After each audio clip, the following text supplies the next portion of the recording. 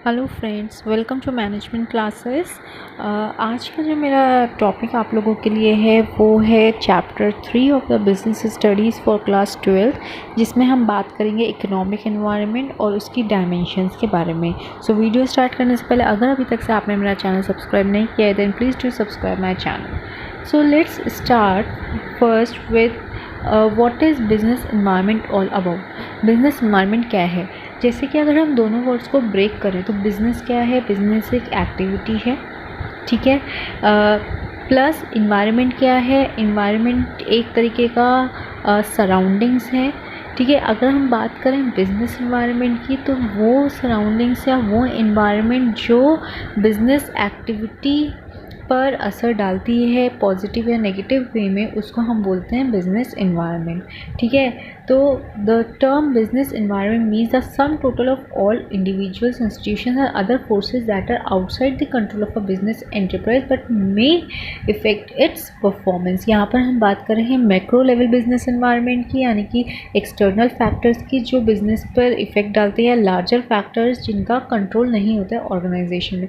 अब यहाँ पर बात आई है इंडिविजुअल्स, इंस्टीट्यूशंस, अदर फोर्सेस, तो इनके बारे में हमने क्यों मेंशन करा है? क्योंकि इन्वायरमेंट जो हमारी सराउंडिंग्स है या जो बिज़नेस को सराउंडिंग्स इफ़ेक्ट करती हैं, ठीक है, उसमें कौन कौन आता है? उसमें इंडिविजुअल्स आते हैं, इंस्टीट्यूशंस आते हैं और अदर फोर्सेस आती हैं। अदर फोर्सेस आपके होगा economic environment, social environment and so on, जिसके बारे में अभी हम अपनी नेक्स्ट स्लाइड्स में पढ़ेंगे, ठीक है। तो ये सारे फैक्टर्स जब इन्वायरमेंट के बिज़नेस पर एडवर्स इफेक्ट डालते हैं, उसकी परफॉर्मेंस पर इफेक्ट डालते हैं, तो हम उसको बोलते हैं बिज़नेस इन्वायरमेंट। अब इस इन्वायरमेंट में क्या क्या इंक्लूड है, जो जैसे कि अभी मैंने आपको बताया, economic, social, political, technological, government, consumer groups, competitors, courts, media and other institutions working outside enterprise constitutes it's environment. चाहे उनका मतलब हो उस ऑर्गेनाइजेशन से या नहीं हो, मतलब डायरेक्टली या इनडायरेक्टली वो बिज़नेस पर इफ़ेक्ट डालते ही हैं, ठीक है। जो भी हमारे इन्वायरमेंट के पार्ट हो गए हैं, जो भी हमारे सराउंडिंग्स के पार्ट हो गए हैं, ठीक है। जैसे कि फॉर एग्जांपल अगर गवर्नमेंट की इकोनॉमिक पॉलिसी में चेंज हो रहा है, रैपिड टेक्नोलॉजिकल डेवलपमेंट हो रहे हैं, पॉलिटिकल अनसर्टेनिटी आ रही है। पॉलिटिकल अनसर्टेनिटी से मतलब कि जो गवर्नमेंट है वो चेंज हो जाती है, ठीक है। फैशन में चेंज आ रहे हैं, टेस्ट में चेंज आ रहे हैं, कंज्यूमर की कंपटीशन बढ़ रहा है, तो इन सब का डायरेक्टली या इनडायरेक्टली इफेक्ट किस पे पड़ेगा? बिजनेस की, मतलब जो भी है एक्टिविटी कैरी आउट हो रही है, ठीक है, उस पर इफ़ेक्ट डलेगा किसका? इस एनवायरनमेंट का। और प्लस अल्टीमेटली किस पर इफ़ेक्ट पड़ेगा? बिजनेस की परफॉर्मेंस, एफिशिएंसी एंड इफेक्टिवनेस पर इफ़ेक्ट पड़ेगा। अब अगर हम बात करते हैं बिजनेस एनवायरनमेंट के फीचर्स की, तो इसमें नंबर फर्स्ट आपका आ जाता है total externality forces. Total externality totality of external forces, इसका मतलब ये हो जाता है कि ये जो बिज़नेस इन्वायरमेंट है ये टोटली किससे इफ़ेक्ट होता है? एक्सटर्नल फोर्सेस से, जो कि अभी मैंने आपको बताई थी, जैसे economical, social, technological and so on. Next आ जाता है specific general forces. Specific forces आ जाते हैं जैसे आपके investors, customers, competitors and suppliers, या हम ये कह सकते हैं माइक्रो लेवल के फोर्सेस, जिसका कंपनी जिनको कंपनी कंट्रोल कर सकती है। और जनरल फोर्सेस कौन से आ जाते हैं? आपके मैक्रो लेवल के आ जाते हैं। लार्जर फोर्सेस आ जाते हैं जैसे सोशल, पॉलिटिकल, लीगल, टेक्नोलॉजिकल, जिस पर कंपनी का कंट्रोल नहीं होता है। नेक्स्ट है इंटर रिलेटेडनेस। अब ये जितने भी हमने स्पेसिफिक और जनरल फोर्सेस पढ़ी, ये हर एक डायमेंशन, हर एक एलिमेंट इन्वायरमेंट का एक दूसरे से इंटरलिंक्ड है, एक दूसरे पर डिपेंडेंट है, ठीक है। नेक्स्ट है डायनामिक नेचर। डायनामिक का मतलब होता है फ्लेक्सिबल, हम कह सकते हैं चेंजेबल। जैसे कि बाहर का जो बिज़नेस के आउटसाइड का जो इन्वायरमेंट है वो इट कीप्स ऑन चेंजिंग, ठीक है। चाहे वो टेक्नोलॉजिकल टर्म्स में हो या सोशल टर्म्स में हो, कस्टमर की नीड्स, उनके टेस्ट के टर्म्स में हो, ठीक है, कंपटीशन के टर्म्स में हो, entry of the new competitors के टर्म्स में। तो क्या है? तो बिज़नेस इन्वायरमेंट एक डायनामिक है। क्यों? क्योंकि ये जितने भी इसके फैक्टर्स हैं ये they keeps on changing time to time, ठीक है, and on frequent basis. Next है अनसर्टेनिटी। अनसर्टेनिटी का मतलब कि हमें नहीं पता कि आने वाले 1 घंटे में क्या होने वाला है या आने वाले 1 दिन बाद क्या होने वाला है। ठीक है, तो बिजनेस एनवायरनमेंट जो है वो एक अनसर्टेन फिनोमिनन है। ठीक है, ऑर्गेनाइजेशन को नहीं पता कि कल उनको प्रॉफिट हो जाए, कल उनका प्रोडक्ट हाई सेल्स पे हाई प्रॉफिट पे सेल हो जाए। ठीक है, जैसे कि अब ये लॉकडाउन का पीरियड चल रहा है। ठीक है, तो इससे बहुत सारे बिजनेस क्या हुए हैं, इफ़ेक्ट हुए हैं। तो ये क्या है, अनसर्टेनिटी है। तो बिजनेस एनवायरनमेंट एक का ये फीचर है कि ये अनसर्टेन रहता है। नेक्स्ट है कॉम्प्लेक्सिटी। कॉम्प्लेक्सिटी मतलब कॉम्प्लिकेटेड है ये, क्यों? क्योंकि बिजनेस एनवायरनमेंट के जो आउटसाइड के फैक्टर्स हैं या स्पेसिफिक फैक्टर्स हैं वो तो हम कंट्रोल कर सकते हैं, लेकिन जो जनरल फोर्सेस हैं या जो लार्जर फैक्टर्स हैं वो हम कंट्रोल नहीं कर सकते। ठीक है, उन पर बस उनको हम मॉनिटर कर सकते हैं, और ज़रूरी भी नहीं है कि जो भी हम मॉनिटरिंग करें वो हमारी एक्यूरेट है या उसमें एक्यूरेसी हो। ठीक है, प्लस ये जो इन्वायरमेंट है ये डायनामिक भी है, इसलिए इसको हैंडल करना एक कॉम्प्लिकेटेड टास्क है, डिफ़िकल्ट है। ठीक है, नेक्स्ट है रिलेटिविटी। रिलेटिविटी का यहाँ पर मतलब आ जाता है from different country to country. ये एक रिलेटिव कॉन्सेप्ट है, क्यों? क्योंकि हर एक का बिजनेस एनवायरनमेंट अलग अलग है, हर एक कंट्री का बिजनेस एनवायरनमेंट अलग अलग है, डिपेंडिंग अपॉन दी कंडीशन। जैसे पॉलिटिकल कंडीशन अगर यूएस में अलग है तो पाकिस्तान में अलग है, चाइना में अलग है, इंडिया में अलग है। इसी तरीके से जितनी भी डायमेंशंस हैं, जितने भी फैक्टर्स हैं इन्वायरमेंट के, ठीक है, बिज़नेस जो बिज़नेस को इफ़ेक्ट करते हैं वो हर एक जगह के अलग अलग हैं। ठीक है, जैसे टेक्नोलॉजी की अगर हम बात करें तो चाइना में बहुत ही ज़्यादा नई नई टेक्नोलॉजी डे बाय डे आती रहती हैं। ठीक है, इंडिया में इतना नहीं है, वो लेट आती हैं। ठीक है, तो ये क्या है, एक ये रिलेटिव कॉन्सेप्ट है जो डिफ़र है फ्रॉम कंट्री टू कंट्री। अब बात करते हैं इंपॉर्टेंस ऑफ बिजनेस एनवायरनमेंट, क्या क्यों ज़रूरी है business environment. Number first, it enables a firm to identify opportunities and getting the first mover advantage. जैसे कि मैंने आपको बताया था कि बिजनेस ऑर्गेनाइजेशंस क्या करते हैं, मॉनिटर करती रहती हैं हर एक डायमेंशन ऑफ बिजनेस एनवायरनमेंट। तो जब वो मॉनिटर करेंगे तो वो क्या देख सकती हैं, वो अपॉर्चुनिटीज़ भी देख सकती हैं, आइडेंटिफाई कर सकते हैं और फर्स्ट मूवर एडवांटेज ऑप्ट कर सकती हैं। अब जैसे क्या हुआ था जब सेल फोन्स आए थे तो कंपनीज़ ने देखा कि लोग कुछ एक्स्ट्रा डिमांड कर रहे हैं। ठीक है, तो सैमसंग क्या लेकर आया, एंड्रॉयड लेकर आया। पहले तो कौन से कीपैड वाले फ़ोन यूज़ होते थे, लेकिन सैमसंग ने देखा कि मार्केट की डिमांड कुछ और है तो वो एंड्रॉयड सेल फोन्स लेकर आया। तो वहाँ पर उसने क्या देखी, अपॉर्चुनिटीज़ देखी, है ना, कि अगर मैं एंड्रॉयड फ़ोन लेकर आऊँगा तो मैं फर्स्ट मूवर एडवांटेज मेरे को मिल जाएगा। ठीक है, इसी तरीके से एप्पल ने फिर अपॉर्चुनिटी ग्रास्प करी, वो फिर नए तरीके का वो आईफोन लेकर आया, उसमें वो फर्स्ट मूवर एडवांटेज उसने ली, है ना। तो इस तरीके से क्या है, जब हम बिजनेस एनवायरनमेंट को मॉनिटर करते हैं तो हम अपॉर्चुनिटीज़ ग्रास्प कर लेते हैं और फर्स्ट मूवर एडवांटेज हम अटेन कर लेते हैं। Next, it helps a firm to identify threats and early warning signal. In the same way जब क्या हुआ था कि सैमसंग अपने एंड्रॉयड फ़ोन लेकर आया था तो थ्रेट किसको हो गया था, नोकिया को हो गया था, क्योंकि उससे पहले नोकिया बहुत अच्छी चल रही थी।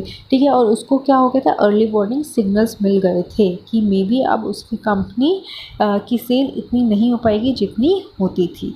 ठीक है, या फिर हम ये कह सकते, दूसरे एग्जांपल की बात करें तो अगर फॉरेन मल्टीनेशनल कंपनी आती तो उससे डोमेस्टिक जो हमारी कंपनीज होती हैं उनको थ्रेट होने लगता है और उनको अर्ली वार्निंग सिग्नल मिल जाता है। नेक्स्ट है, it helps in tapping useful resources. अब जो ऑर्गेनाइजेशंस हैं, जो एंटरप्राइजेज़ हैं, वो किससे रिसोर्सेज लेती हैं। ठीक है, वो लेती तो हैं बाहर एनवायरनमेंट से तो रिसोर्सेज लेती हैं, जो किसकी फॉर्म में होते हैं, इनपुट्स की फॉर्म में होते हैं, और उसको बाहर आउटपुट की फॉर्म में सप्लाई करती है इन्वायरमेंट को, है ना। तो जो वो रिसोर्सेज एंटरप्राइज उसको लेने होते हैं इन्वायरमेंट से, उसी के अकॉर्डिंग वो पॉलिसीज़ अपने डिज़ाइन करती है ताकि वो इजीली जो भी रिसोर्सेज ले इन्वायरमेंट को, उसको आउटपुट में कन्वर्ट करके जो इन्वायरमेंट डिमांड कर रहा है या जो बाहर लोग डिमांड कर रहे हैं उस हिसाब से in the form of output वो उसको दे सके। तो it helps in tapping useful resources. उन्हें यूज़फुल रिसोर्सेज के लिए वो पॉलिसीज़ अपनी इस्टेब्लिश करती है ताकि उन यूज़फुल रिसोर्सेज को टैप करके उनको कन्वर्ट कर सके आउटपुट में और बाहर सप्लाई कर सके। Next, it helps in coping with rapid changes. ठीक है। हमने पढ़ा था एनवायरनमेंट डायनामिक है ना। जब डायनामिक है, डे टू डे चेंजेस आते रहेंगे तो क्या होगा, कंपनी को भी तो वो रैपिड चेंजेस अडॉप्ट करने होंगे। तो जब वो बिजनेस एनवायरनमेंट की स्टडी करेगी तो वो कोप कर पाएगी विद दी रैपिड चेंजेस, जैसे कंपटीशन अगर कोई नया आ गया, ठीक है, या मार्केट में कोई नई टेक्नोलॉजी आ गई and so on. Next, it helps in assisting in planning and policy formulation. जब कंपनी वॉच रखेगी बिजनेस इन्वायरमेंट में तो उसे पता होगा कि उसके लिए अपॉर्चुनिटी कहाँ है, उसके लिए थ्रेट कहाँ है ना। तो उसी के अकॉर्डिंग क्या है, अपनी प्लानिंग और पॉलिसी फॉर्मुलेट कर लेगी ईजीली। ठीक है। Next, it helps in improving the performance. जब वो अपनी पॉलिसी और प्लानिंग अच्छे से करेगी, डायनामिक चेंजेस जो भी होते हैं उनको कोप अप कर लेगी, है ना, थ्रेड्स को आइडेंटिफाई कर लेगी, अपॉर्चुनिटीज़ ग्रास्प कर लेगी, ठीक है, यूज़फुल रिसोर्सेज टैप कर लेगी, तो अल्टीमेटली क्या हो जाएगा, उसकी परफॉर्मेंस जो है वो इम्प्रूव हो जाएगी। तो ये थे इम्पोर्टेंस ऑफ बिजनेस एनवायरनमेंट। अब हम बात करेंगे डायमेंशंस ऑफ बिजनेस एनवायरनमेंट, या हम इसको ये भी कह सकते हैं the factors which effect the business environment, या हम इसको मैक्रो लेवल फैक्टर्स भी कह सकते हैं which have large impact upon the working और performance of the business activities and these factors are uncontrollable. That is जो बिजनेस है वो इन फैक्टर पे उनका कोई कंट्रोल नहीं होता है। तो ये 5 तरीके के फैक्टर्स होते हैं, economic, social, technological, political and legal, और वन बाय वन हम इसके बारे में पढ़ेंगे। नंबर फर्स्ट अगर मैं बात करती हूँ तो पहले आ जाता है हमारा इकोनॉमिक एनवायरनमेंट। इकोनॉमिक एनवायरनमेंट हमारा 3 चीज़ों से बनता है, economic system, economic policies and economic conditions. ठीक है। इकोनॉमिक सिस्टम की बात करें तो इकोनॉमिक सिस्टम में हमारे 3 तरीके के सिस्टम्स आ जाते हैं, socialistic economic system, capitalistic economic system and mixed economic system. Socialistic economic system कौन सा इकोनॉमिक सिस्टम होता है, जहाँ पे इंडिविजुअल्स को कोई फ्रीडम नहीं मिलता बिजनेस रन करने के लिए, टोटल जो कंट्रोल होता है वो किसका होता है, गवर्नमेंट का होता है। ठीक है। All here all the persons enjoy the benefit of the centrally plan economy. Centrally plan economy का मतलब हो गया कि गवर्नमेंट, जो सेंट्रल गवर्नमेंट प्लान करती है उसी के हिसाब से सब लोग चलते हैं। नेक्स्ट है कैपिटलिस्टिक इकोनॉमी। इसमें क्या होता है, इसमें प्राइवेट ओनरशिप होती है, इसमें गवर्नमेंट का कंट्रोल नहीं होता है। मतलब जितने भी मीन्स ऑफ प्रोडक्शन होते हैं, लेबर, लैंड, कैपिटल, वो कौन ओन करता है, वो प्राइवेट पीपल ओन करते हैं और वही डिसाइड करते हैं क्या प्रोड्यूस करना है, कितना प्रोड्यूस करना है और कौन प्रोड्यूस करेगा। ठीक है। जैसे कि यूएसए और कनाडा में कैपिटलिस्टिक इकोनॉमिक सिस्टम फॉलो होता है। नेक्स्ट है मिक्स्ड इकोनॉमिक सिस्टम। इसमें दोनों गवर्नमेंट और प्राइवेट ओनर एक साथ मिलजुल कर गवर्न करते हैं। ठीक है। जैसे कि कुछ बेसिक इंडस्ट्रीज़ हैं जो गवर्नमेंट चला रही है और कुछ इंडस्ट्रीज़ हैं जो प्राइवेट ओनर चला रहे हैं, जैसे इंडिया है। India is a very good example for the mixed economic concept. Next आ जाता है हमारा इकोनॉमिक पॉलिसीज़। इकोनॉमिक पॉलिसीज़ बहुत ज़्यादा इन्फ्लुएंस करती हैं बिज़नेस को और उस कंट्री को। ठीक है। बिज़नेस बेसिकली इकोनॉमिक पॉलिसीज़ क्या होती हैं, ये वो पॉलिसीज़ होती हैं जो बनाई जाती है कि कैसे जो ऑर्गेनाइजेशंस हैं वो अपनी इकोनॉमिक एक्टिविटीज़ कैरीड आउट करें। जैसे कि इंपोर्ट एक्सपोर्ट पॉलिसी हो गई, टैक्स स्ट्रक्चर हो गया, उससे रिलेटेड पॉलिसीज़ हो गई। ठीक है। फॉरेन इन्वेस्टमेंट से रिलेटेड पॉलिसीज़ हो गई। ठीक है। नेक्स्ट आपकी आ जाती है पब्लिक एक्सपेंडिचर पॉलिसी। तो ये जितनी भी पॉलिसीज़ बनती हैं ये कहीं ना कहीं बिजनेस पर इम्पैक्ट डालती हैं। जैसे कि एक्सपोर्ट इंपोर्ट पॉलिसी की अगर हम बात करें तो ये इसमें जैसे रिस्ट्रिक्शंस डाल रखी हैं upon the imports which will benefit the indigenous industry. Next हमारे आ जाती है इकोनॉमिक कंडीशंस। ये इकोनॉमिक कंडीशंस वो कंडीशंस होती हैं which are related with the possibilities of economic development of the country. ठीक है। तो अब जैसे जो भी हमारी इकोनॉमिक कंडीशंस होती हैं ये बेसिकली वो प्रोग्राम्स होते हैं जो पीपल के वेलफेयर के लिए बनाए जाते हैं। ठीक है।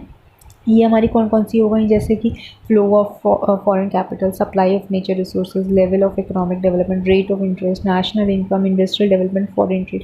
ठीक है। तो अगर आप कहीं पर भी देखते हैं, जैसे बहुत सारे आप पढ़ते होंगे कि these are the factors which constitute the economic environment, तो वो जितने भी फैक्टर्स हैं वो इन 3 हेड्स के ही पार्ट होते हैं, कोई इकोनॉमिक सिस्टम का, कोई इकोनॉमिक पॉलिसीज़ का और कोई इकोनॉमिक कंडीशंस का। ठीक है। For example, when reforms were introduced in the banking sector, the banking loans were allowed on easy term. अब जब banking loans easy terms में मिलने लगे तो इससे क्या होने लगी, बेटर सर्विस होने लगी और लोग ज़्यादा इन्वेस्ट करने लगे। जब लोग ज़्यादा इन्वेस्ट करने लगे, ठीक है, तो उससे क्या होने लगा, डेवलपमेंट ज़्यादा होने लगा किसका, बिजनेस का। ठीक है। अब नेक्स्ट की हम बात करेंगे वो आ जाता है हमारा सोशल इन्वायरमेंट। सोशल वर्ड हमारा आया है वर्ड सोसाइटी से। जब भी आप सोशल वर्ड पढ़ें तो आप अपने माइंड में रिकॉल कर लीजिएगा अबाउट द सोसाइटी। तो सोसाइटी के कौन कौन पार्ट होते हैं? Customs, traditions, values, social trends, societies expectation from the business. मतलब ये सब किसके हो गए? ये सब जो डेमोग्राफिक्स हैं या जो हम लोग हैं, हम ही लोग तो सोसाइटी का पार्ट हैं। तो हमारे कस्टम्स, हमारे ट्रेडिशंस, हमारे वैल्यूज़, हमारे ट्रेंड्स, हमारे एक्सपेक्टेशंस क्या हैं फ्रॉम द बिजनेस, ठीक है। प्लस अगर हम और इसके बारे में बताएं तो सोशल एनवायरनमेंट वो है जो बिज़नेस की परफॉर्मेंस पर डायरेक्टली या इनडायरेक्टली इफ़ेक्ट डालता है। कि जैसे कि अगर कोई भी आपका सेलिब्रेशन आता है, ठीक है, जैसे दिवाली, ईद, क्रिसमस, तो इसमें क्या है, इसमें मे बी चांसेस होते हैं कि ग्रीटिंग कार्ड कंपनीज़ के लिए अपॉर्चुनिटी हो जाती है, क्योंकि इस समय जो ऑर्गेनाइजेशंस होती हैं वो ग्रीटिंग्स बनवाती हैं अपने कस्टमर्स के लिए। स्वीट्स और कन्फेक्शनरी मैन्युफैक्चरर्स के लिए उस समय अपॉर्चुनिटी हो जाती है। टेलरिंग आउटलेट्स के लिए अपॉर्चुनिटी हो जाती है, क्योंकि इस समय सेलिब्रेशन के टाइम में लोग ज़्यादा आउटफिट पहनना और स्टिच करना पसंद करते हैं, है ना। तो अब देखना है कि सोशल ट्रेंड्स की वजह से कंपनीज़ पर असर पड़ रहा है, और वो किसी कंपनी के लिए वो अपॉर्चुनिटी हो जाती है और किसी कंपनी के लिए कभी कभी थ्रेट भी हो जाता है। कि जैसे कि अगर फॉर एग्ज़ाम्पल लोगों की लाइफस्टाइल में चेंज आ रहे हैं, ठीक है, अब वो रेडियो की जगह सेल फ़ोन ऑप्ट कर रहे हैं, तो यहाँ पे रेडियो कंपनीज़ के लिए क्या हो गया, वो थ्रेट हो गया, और मोबाइल कंपनीज़ के लिए अपॉर्चुनिटी हो गई। नेक्स्ट हमारा आ जाता है टेक्नोलॉजिकल एनवायरनमेंट। टेक्नोलॉजिकल एनवायरनमेंट मतलब टेक्नोलॉजी जो क्या इंक्लूड करता है, discovery of new methods and implements for which are implemented for the production of goods and services, ठीक है। टेक्नोलॉजिकल चेंजेस की वजह से जो रिसोर्सेज हैं उनका वेस्टेज नहीं होता है। प्लस ये वो फोर्सेस होती हैं जो इनोवेशंस लेकर आती हैं और साइंटिफिक इम्प्रूवमेंट्स लेकर आ जाती हैं, और नए तरीके बताती हैं कि गुड्स को हम कैसे प्रोड्यूस कर सकें। नए मेथड्स बताती हैं और नई टेक्निक्स बताती हैं टू ऑपरेट अ बिजनेस। जब नए वेज आएंगे तो वो जो इतने भी हमारे ट्रेडिशनल वेज होते हैं कुछ हद उनको रिमूव कर देती हैं, एलिमिनेट कर देती हैं, जिसकी वजह से कभी कभी बहुत ज़्यादा कॉस्ट भी बचती है और टाइम सेविंग भी होती है। जैसे कि recent technological advances in computers and electronics have modified the ways in which companies advertise their product, ठीक है। अब क्या है, पहले कंपनी के पास इतना नहीं होता था कि वो अपनी रीच बढ़ा पाए ज़्यादा, वो सिर्फ न्यूज़पेपर, रेडियो के थ्रू ही अपनी रीच दे पाते थे। लेकिन अब वो इतना एडवर्टीज़मेंट देने लगी ऑनलाइन इलेक्ट्रॉनिक्स के थ्रू कि अब वो हर छोटे छोटे गाँव में भी अपनी रीच लेकर जा सकती है, ठीक है। तो ये था आपका टेक्नोलॉजिकल एनवायरनमेंट, मतलब टेक्नोलॉजी से रिलेटेड। पॉलिटिकल एनवायरनमेंट कैसे इफ़ेक्ट डालता है ऑर्गेनाइजेशन की वर्किंग पे। जो political condition, it includes political condition such as general stability and peace in the country and specific attitude that elected government representative hold towards the business, ठीक है।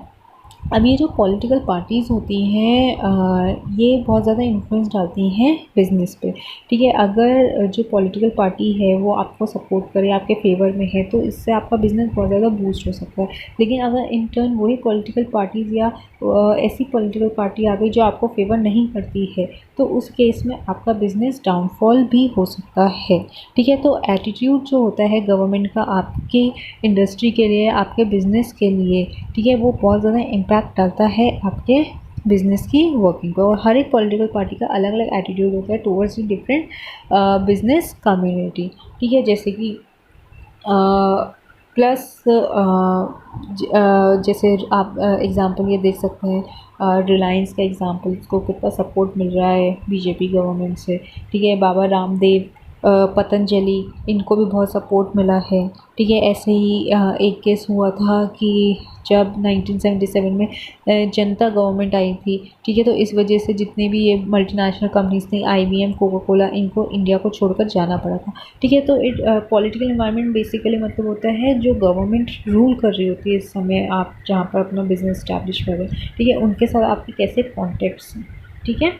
Next हमारा आता है फिफ्थ डायमेंशन जो है legal environment. Legal environment basically ये जो include करता है ये लॉज और रेगुलेशंस या एक्ट्स इंक्लूड करता है जो सेंट्रल स्टेट या लोकल गवर्नमेंट पास करती है time to time to control and regulate the business activities, ताकि जो भी बिज़नेस एंटरप्राइजेज़ हैं वो अपने कंज्यूमर्स को मिसलीड ना कर सके, वो अनफेयर प्रैक्टिसेस ना अडॉप्ट करे for its workers, for the people working within an organisation.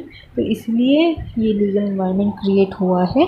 जैसे बहुत सारी एक्ट्स पास हुई हैं इसमें, जैसे कि sale of goods act, industrial disputes act, minimum wages act, consumer protection act. ठीक है, तो ये सब एक्ट बेसिकली किस लिए बनाई गई हैं, ताकि जितने भी लोग सोसाइटी का पार्ट हैं वो मिसलीड ना हो, मिसगाइड ना हो और उनके साथ कुछ भी गलत ना करे कोई भी एंटरप्राइज। ठीक है, प्लस जो भी एडिक्वेट नॉलेज होती है इन रूल्स एंड रेगुलेशंस की जो गवर्नमेंट फ्रेम करती है, वो ज़रूरी है कि ऑर्गेनाइजेशन वो नॉलेज अपने पास रिटेन करे और उसको एप्लीकेशन में लेकर आए जब भी वो कोई न्यू बिज़नेस एक्टिविटी फॉलो करे। और अगर कोई भी बिज़नेस ऑर्गेनाइजेशन नॉन कंप्लायंस करती है इन लॉज का, तो वो लीगल प्रॉब्लम्स में फँस सकती है।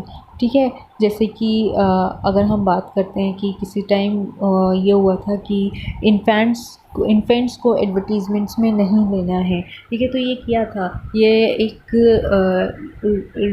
रूल था जो ऑर्गेनाइजेशंस को फॉलो करना है, जो गवर्नमेंट ने इम्पोज करा था। और अगर कोई भी ऑर्गेनाइजेशन इस रूल को, इस लॉ को ब्रेक डाउन करती है, तो उसको लीगल प्रॉब्लम से फेस करना पड़ेगा, लीगल प्रॉब्लम्स फेस करनी पड़ेगी। इसी तरीके से जैसे मिनिमम वेजेस एक्ट है, उसके अंदर बहुत सारे प्रोविजंस बना दिए। ठीक है, तो कंपनी को जब भी वो मिनिमम वेजेस एक्ट तो उसको कब फॉलो करनी है, जब वो वर्कर्स को वेजेस देगी, मतलब उसी हिसाब से वो वर्कर्स को वेजेस प्रोवाइड करेगी। तो ये है लीगल एनवायरनमेंट जो कैसे जो डायरेक्टली या इनडायरेक्टली ऑर्गेनाइजेशंस की वर्किंग पर इफ़ेक्ट डालता है। तो ये 5 तरीके के एनवायरनमेंट हैं, ये डायमेंशंस हम कह सकते हैं बिजनेस एनवायरनमेंट की। इकोनॉमिकल, जिसमें हमारी क्या आ जाती है इकोनॉमिक सिस्टम, इकोनॉमिक पॉलिसीज़ और इकोनॉमिक कंडीशन जो डायरेक्टली या इनडायरेक्टली ऑर्गेनाइजेशन पे इफेक्ट करती है। सोशल एनवायरनमेंट, इसमें क्या आ जाते हैं सोसाइटी के लोग, यानी कि डेमोग्राफिक, उनकी एक्सपेक्टेशन, उनके कस्टम्स, उनकी वैल्यूज़ जो ऑर्गेनाइजेशन के लिए अपॉर्चुनिटीज़ भी हो सकती हैं और थ्रेट्स भी हो सकती हैं किसी के लिए। टेक्नोलॉजिकल एनवायरनमेंट, जो टेक्नोलॉजीज़ या मेथड्स, हम नई टेक्निक्स कह सकते हैं एक बिज़नेस को रन करने के लिए जो आती हैं। नेक्स्ट आ जाती है हमारा पॉलिटिकल एनवायरनमेंट, जो किससे रिलेटेड हो जाता है हमारे पॉलिटिकल पार्टीज़ और उनके एटीट्यूड्स। और लास्ट है लीगल एनवायरनमेंट, जहाँ पर गवर्नमेंट बहुत सारी एक्ट्स पास करती है, लॉज फ्रेम करती है। ठीक है, रूल्स एंड रेगुलेशंस फ्रेम करती है ताकि बिजनेस की एक्टिविटीज़ को वो कंट्रोल कर पाए और सोसाइटी का वेलफेयर कर पाए। ठीक है, तो ये 5 तरीके के एनवायरनमेंट हैं जो डायरेक्टली या इनडायरेक्टली कंपनी की परफॉर्मेंस पर इम्पैक्ट डालते हैं। So that's all about today. I hope आपको वीडियो समझ में आए तो प्लीज़ इसे लाइक करें, शेयर करें, कमेंट करें कोई भी query, and don't forget to subscribe my channel. Thank you so much.